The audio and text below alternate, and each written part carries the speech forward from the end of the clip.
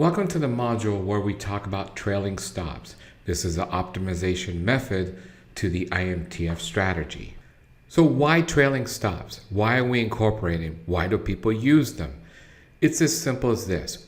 When we came up with the iMTF strategy, our goal is to look for 3-to-1 reward risk ratio or more. However, we can't control the market. We have to take what it gives us. The trade is free, but what we want to do is take whatever the market gives us. Sometimes it may not give us a 3-to-1. It may give us a 10-to-1. It may give us an 8-to-1. It may only give us a 1-to-1 or 2-to-1. Whatever it gives, we got to be willing to take. And this is because we can't control the market at all. So when you start to use trailing stops, when a trade passes 2-bar validation, we make a trade free on the 3rd bar. At that same point, we stay in the trade until we get stopped out at break even or we reach the target. Now we're going to incorporate trailing stops. The trailing stop appears once the trade is free, which is on the 3rd bar. The trailing stop can be either a red line or a green line. In some cases, you can have a red line and green line appear at the same time or a couple of bars apart from each other. Either way, the red trailing line stop follows price very closely, so the risk is a lot lower compared to the green line. This is why the red line trades are preferred compared to the green line trades, because the risk is a lot lower. That was a lot of words, so let's go for some examples and explain this. So here's a chart here. This is Amazon daily chart.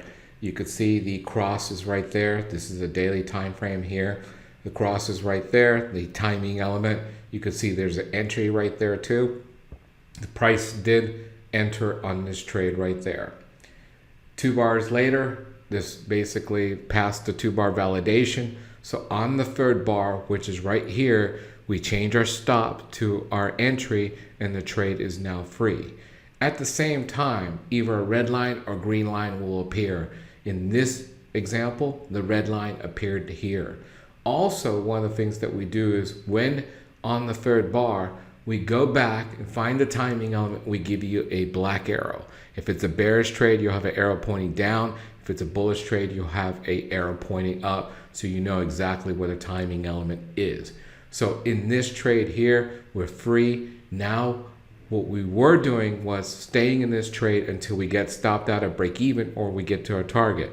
Now we're not going to do that. We have a trailing stop. You're not going to pay attention to this as a normal trailing stop. All you're going to do is you're going to stay in this trade until the red line disappears at the end of the bar, not during the bar. At the end of the bar, it disappears or you get to the target. That's the big difference here. Compared to before. Before you didn't have a trailing stop, now you do. Here's another example here. You got a lot of different things going on here, so let's walk through it. You had a timing element here. We entered.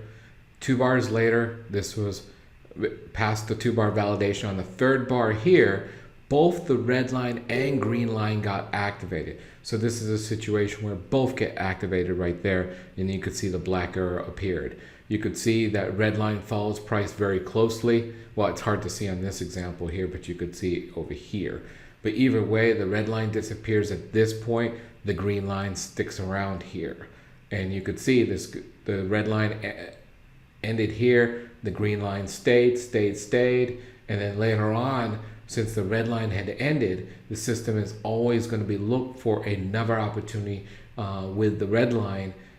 So you did have an opportunity here where you could have entered and it stayed with the red line here. Once the line disappears at the end of the bar, you would exit the trade.